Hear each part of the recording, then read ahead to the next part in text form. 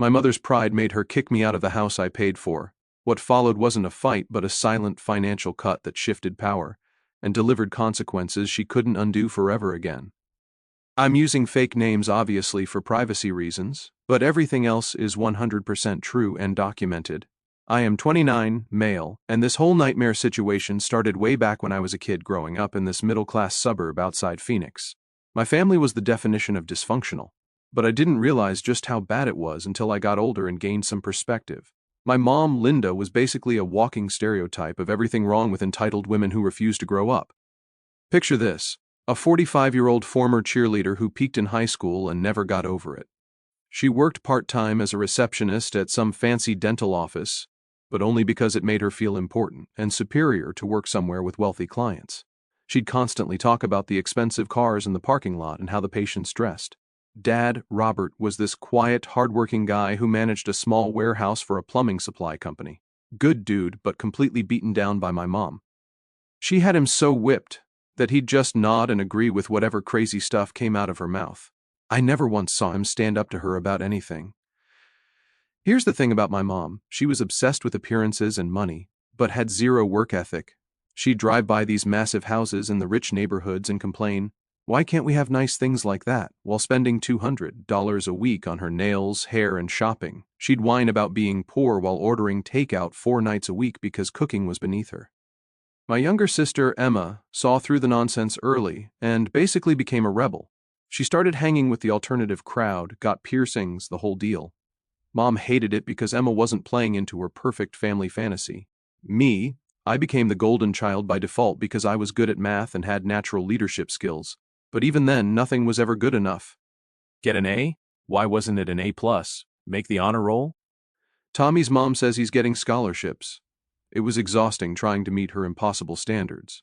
The money fights between my parents were constant.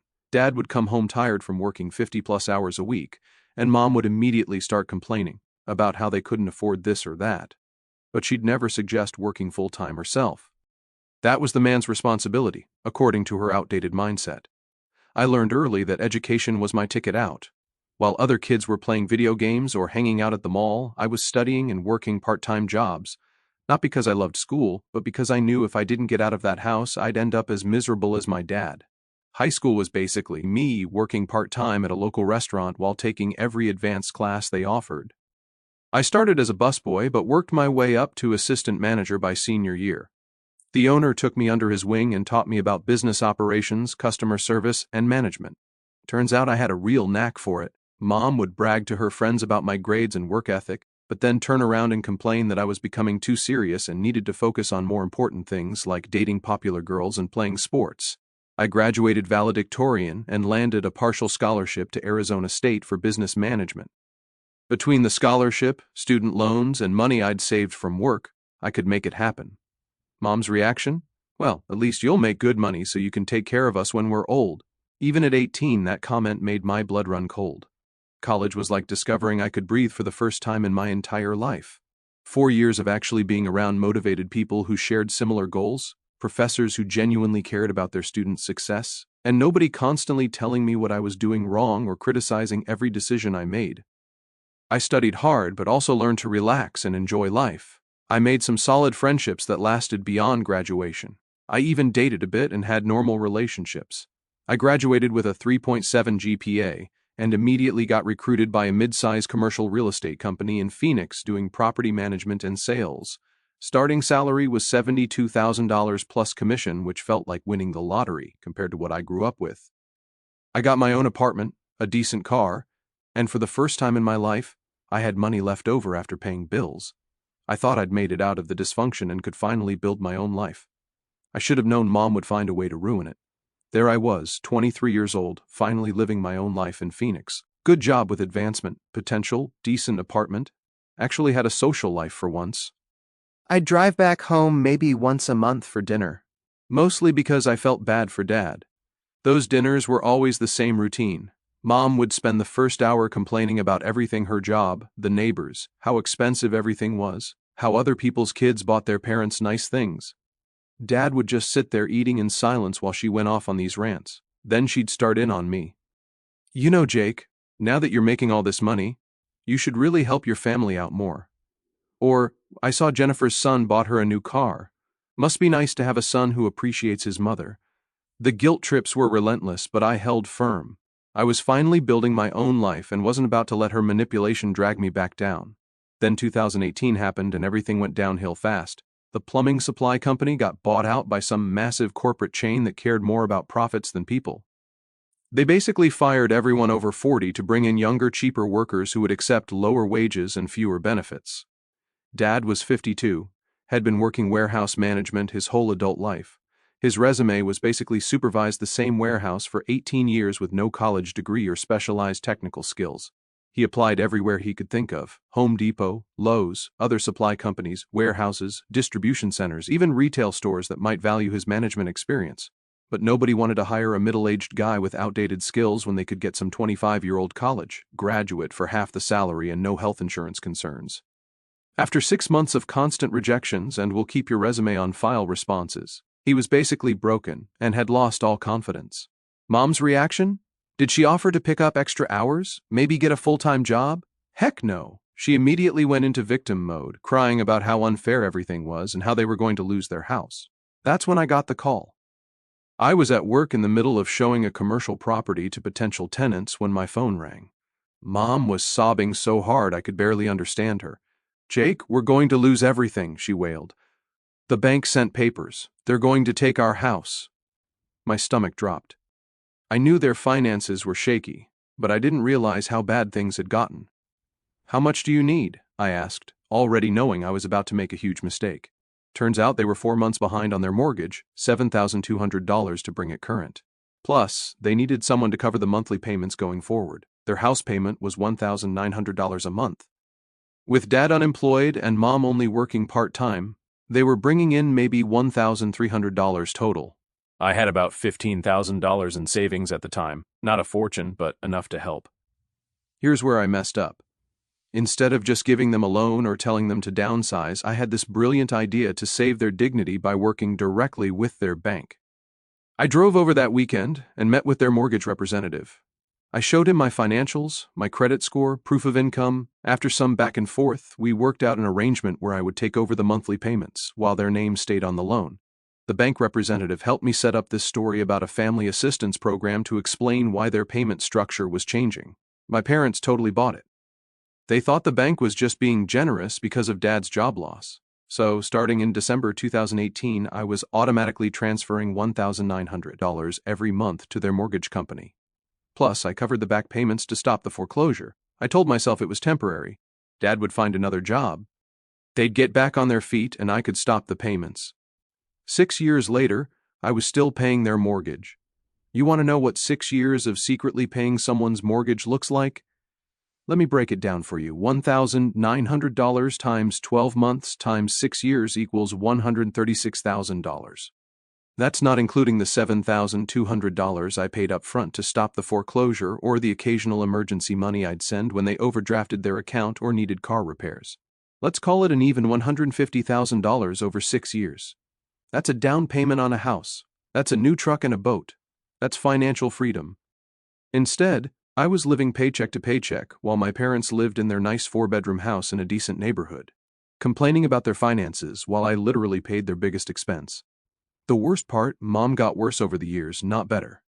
See, once Dad lost his job, he kind of gave up. He'd do odd jobs here and there, helping people move, yard work, handyman stuff, but mostly he just retreated into himself. He started spending all day watching TV, barely speaking during family dinners. Mom, on the other hand, doubled down on her entitlement. Since she was now the primary breadwinner with her part-time receptionist job, she acted like she was some kind of martyr carrying the whole family. But here's the kicker, she also started acting like she was wealthy. New clothes every week, expensive highlights every 6 weeks, manicures, pedicures, facials at the clinic where she worked. She bought this huge 75-inch TV for the living room, then a new bedroom set, then redid the kitchen with granite countertops. Every time I'd visit, she'd show off her new purchases like she was some kind of interior decorator. "Look at my new designer purse, Jake. I deserve nice things after everything I've been through." Meanwhile, she's behind on the electric bill and I'm covering her mortgage. The comments about my life got nastier too. When I'd mention work stuff, she'd roll her eyes and say, "Must be nice to sit in an office all day instead of having a real job." When I started dating my girlfriend Sarah, Mom immediately started picking her apart. "She seems plain," was her first comment. "Don't you want someone who takes better care of herself? Someone who appreciates nice things?" Sarah was actually awesome. She worked as a teacher, down to earth, no drama, but she wasn't some high-maintenance princess. So Mom dismissed her completely. The guilt trips got more sophisticated too. You know, Jake, other successful kids take their parents on vacations. Jennifer's son just took her to Europe. Or, "I saw the nicest Mercedes at the clinic today. The patient said her son bought it for her. Must be nice to have a son who shows his appreciation." I started dreading those monthly dinners. 2 hours of listening to Mom complain about money while showing off whatever new stuff she'd bought. All while I knew I was funding her lifestyle. My friends started noticing I was always broke despite having a decent job. I'd turn down trips, couldn't afford to go out much, drove the same beat-up Honda I'd had since college. They'd ask what was up. "But how do you explain that your mom is basically a financial parasite?" The relationship with Sarah eventually ended because of the situation. She couldn't understand why I was always stressed about money, why I couldn't commit to moving in together, why I spent every Sunday driving over to have dinner with parents who treated me like garbage. "It's like you're married to your family instead of building a life with me," she said when she broke up with me. She wasn't wrong. Work was the only place I felt normal. I'd gotten promoted to senior property manager, then to regional manager. My salary had gone up to $98,000 plus commission, but with that mortgage payment, I was still living like I made $60,000. I started keeping detailed records of every payment, every emergency loan, every dollar I'd spent on them. Maybe I thought I'd show them someday. Or maybe I just needed to see the numbers to make it feel real. By year 4, I was having panic attacks. Just little ones at first. Tightness in my chest when I'd see the mortgage payment go through. Trouble sleeping after family dinners. My doctor suggested therapy. But who has time for therapy when you're working 50 hours a week and supporting your parents? The breaking point came last year when Mom started talking about renovating their master bathroom. $18,000 for new tile, a fancy shower, heated floors. She'd already picked out the materials and gotten quotes. "We're going to use the home equity line of credit," she announced over Sunday dinner. "It's basically free money since the house is worth so much more now." I nearly choked on my food. The house was worth more because I'd been keeping them from foreclosure for 6 years. And now she wanted to borrow against my equity to fund her renovation fantasies. That's when I realized this was never going to end. She would keep spending, keep demanding, keep taking until I had nothing left. But I didn't know how to stop without destroying the family. Then came the Sunday that changed everything. 3 weeks ago was supposed to be just another difficult family dinner. I drove over like always, stopped at the grocery store to pick up steaks because Mom had mentioned wanting a nice dinner. Yeah, I was still buying the groceries too, another thing she just expected. I walked into their house around 5 p.m., bags in hand. The first thing I noticed was a brand new sectional sofa in the living room. This thing was massive leather, probably cost $6,000 easy. "What do you think of our new furniture?" Mom called from the kitchen. "I got it on sale, but it was still a good investment. We deserve to have nice things."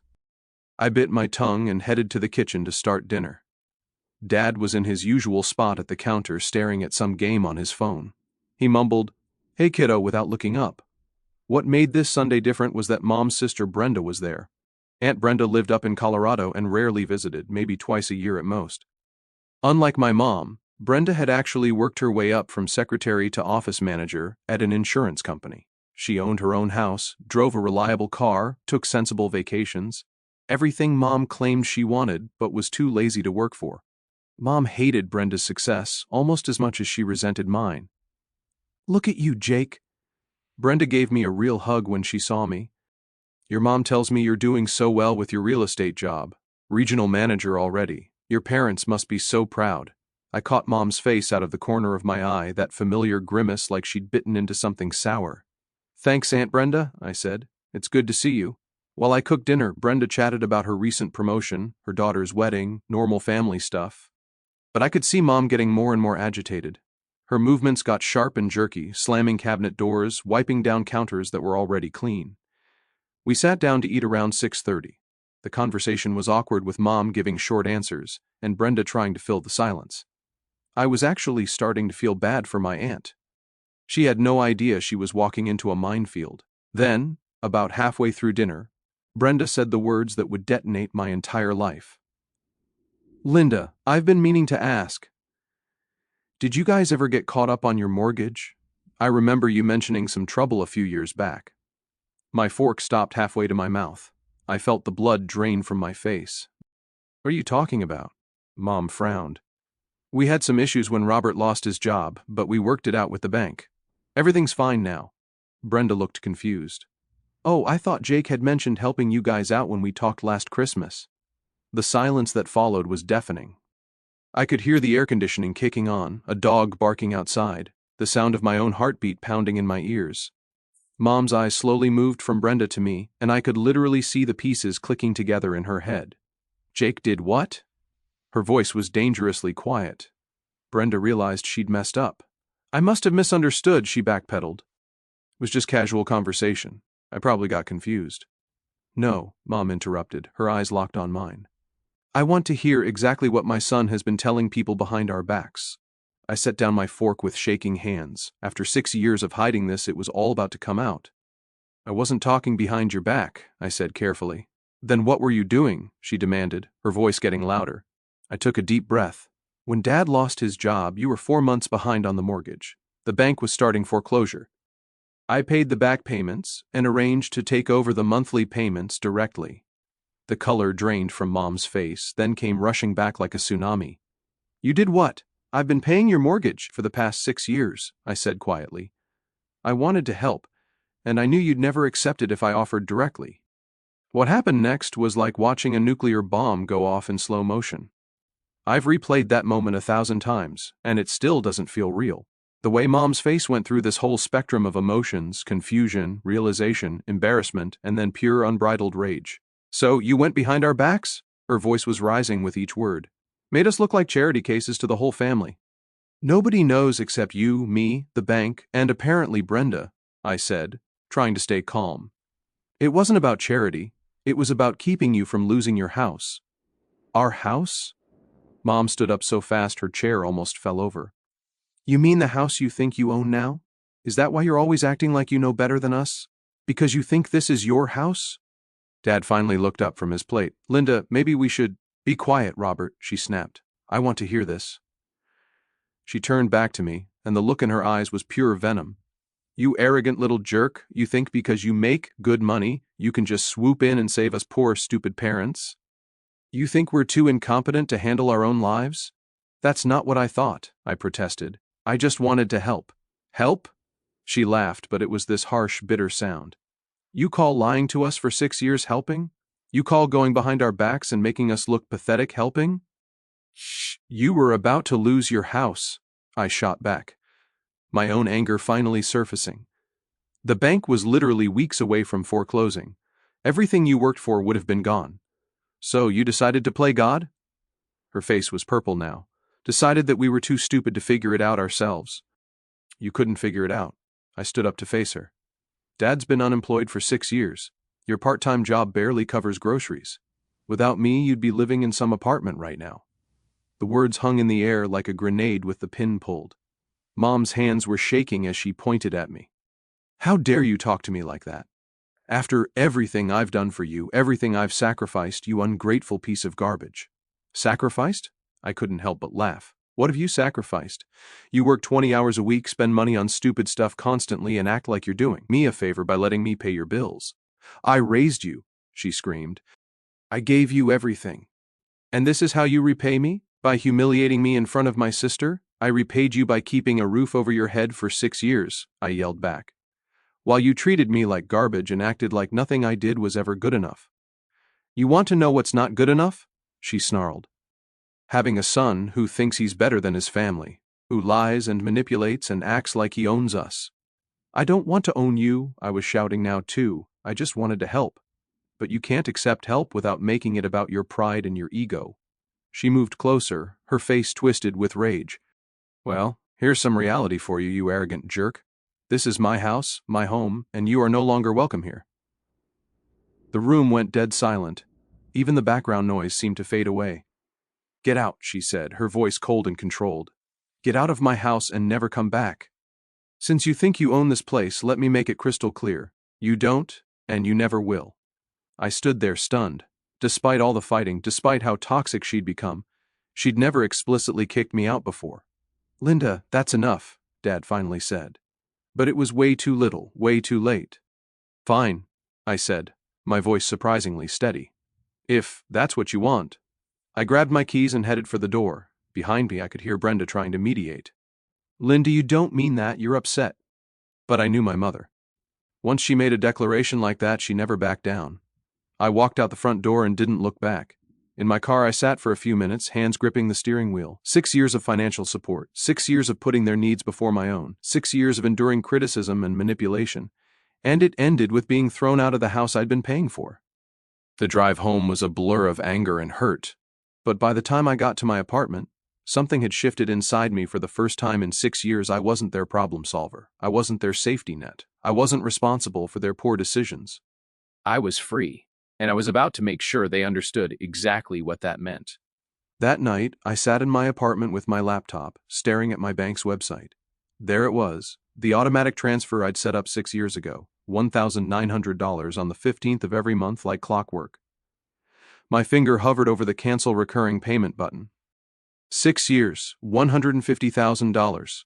And it ended with me being called an arrogant jerk and kicked out of the house I'd been paying for. I clicked cancel. A confirmation screen popped up. "Are you sure you want to cancel this recurring payment? Get out and never come back." Mom's words echoed in my head. I clicked confirm. Just like that, it was done. After 6 years of being their financial life support, I'd pulled the plug, but I wasn't finished yet. I opened up a new browser tab and started doing some research. See, I'd learned a few things about finances and property records during my years in real estate. Amazing what you can find out when you know where to look. Turns out my parents had taken out a home equity line of credit 18 months ago. Remember that bathroom renovation Mom wanted? Yeah, she'd gone ahead with it along with new appliances, a deck, and who knows what else.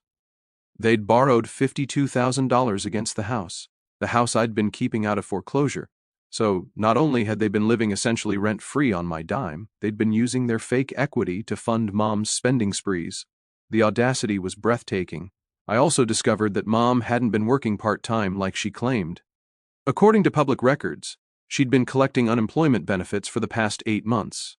Apparently, the dental clinic had downsized and she'd decided not to look for another job, so she'd been lying about that too. I spent the next week in a weird state of calm. No anxiety about the upcoming mortgage payment, no dreading Sunday dinner, no walking on eggshells around Mom's mood swings. For the first time in 6 years, I felt like I could breathe. My phone stayed silent for the first week. No calls, no texts, no apologies. The silence was telling. Week 2, the messages started. "Dad, hey buddy, hope you're doing okay? Mom's still upset, but she'll come around." I didn't respond. "Dad, having some trouble with the online banking? Can you help me figure this out?" I didn't respond. "Dad, Jake, the bank called about the mortgage payment. There might be some kind of error in their system." Still nothing from me. Week 3, the messages got more desperate. "Dad, Jake, we really need to talk. It's about the house. Mom, I don't know what game you're playing, but it needs to stop. Dad, please call.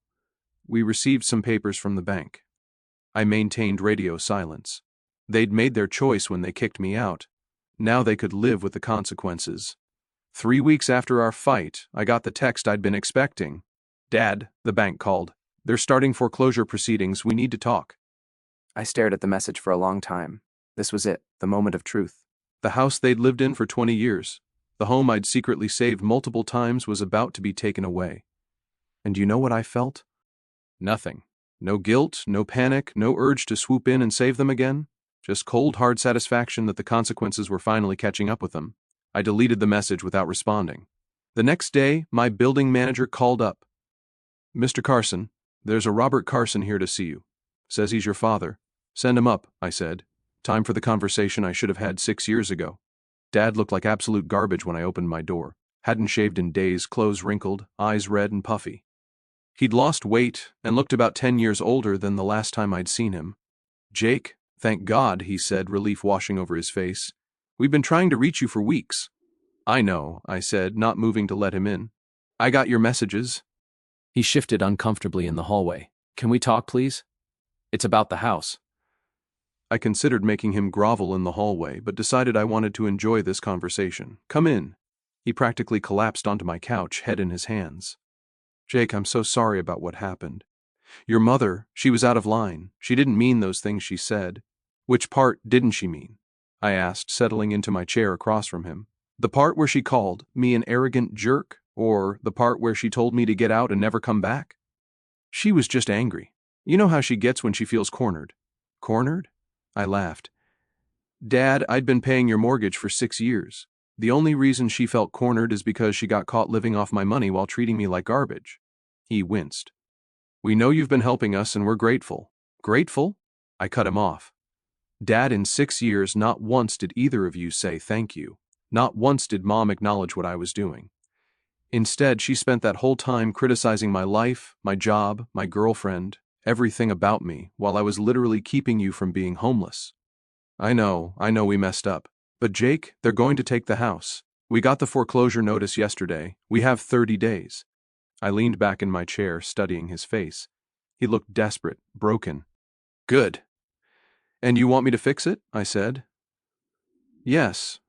I mean, if you could just start the payments again, maybe talk to the bank like nothing happened. We'll make it right, I swear. Your mother knows she went too far. She's been crying for days. Has she now? I smiled. And where is Mom today? Did she come to apologize? Dad's face fell. She wanted to come, but she's embarrassed.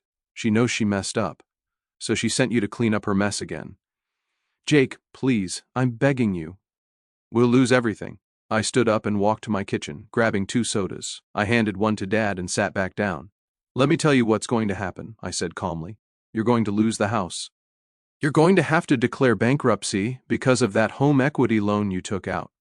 Mom's going to have to get a real job for the first time in her adult life, and you're both going to learn what it's like to live without someone else paying your bills.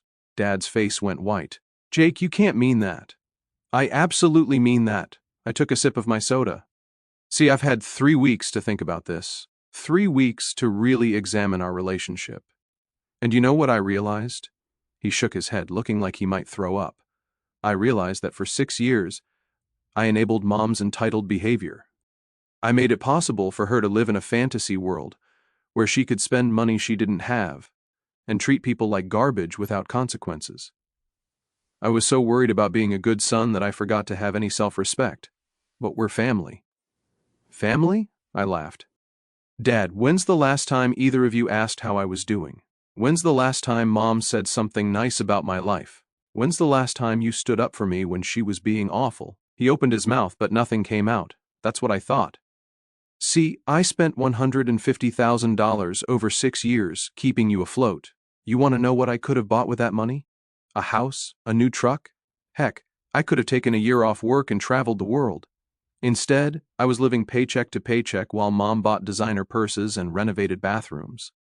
We didn't know. Nonsense. My voice was getting harder. You knew exactly what was happening. You just didn't care as long as someone else was paying the bills. Dad started crying then, not just tearing up, but full-on sobbing. Please, Jake, I'm sorry. We're both sorry. Just please don't let us lose everything. You already lost everything, I said coldly.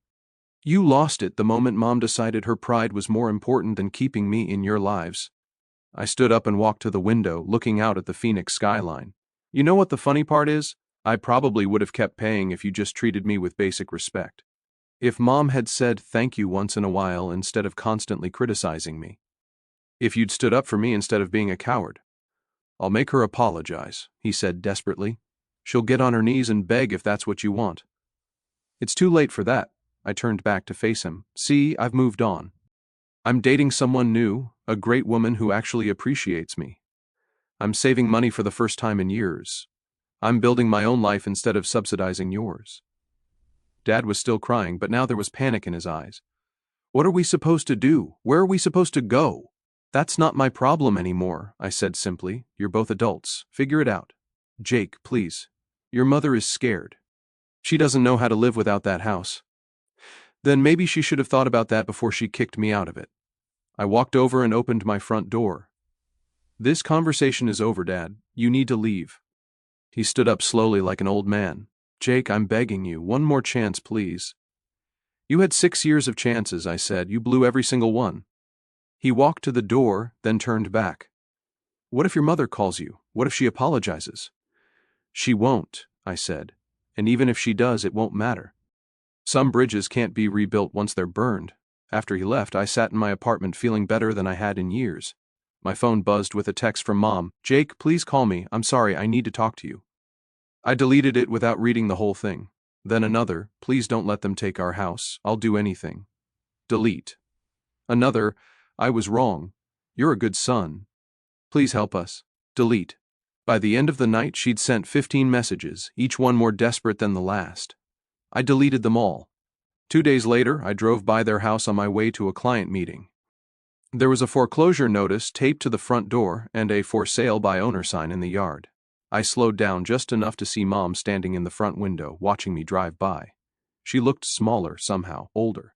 When she saw my car, she ran outside and started waving her arms, trying to get me to stop. I didn't even slow down. In my rearview mirror, I watched her collapse on the front lawn, sobbing, and I felt absolutely nothing.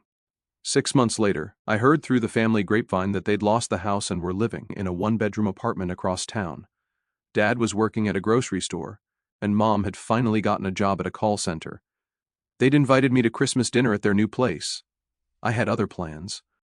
Some people might say I went too far, that I should have forgiven them and been the bigger person. But you know what? For the first time in my adult life, I'm truly happy and at peace. I'm engaged to Sarah. Yeah, we got back together after I got my life sorted out. I bought my own house, and I sleep peacefully every night knowing I'm not being used or manipulated. Mom still sends me birthday cards and texts on holidays, always with the same message: "I'm sorry, please forgive me, I love you." I throw them away without opening them. Some bridges deserve to stay burned forever. And some lessons can only be learned the hard way through real consequences. My parents learned that actions have consequences, and I learned that family doesn't give you the right to be anyone's doormat. Best trade I ever made in my entire life.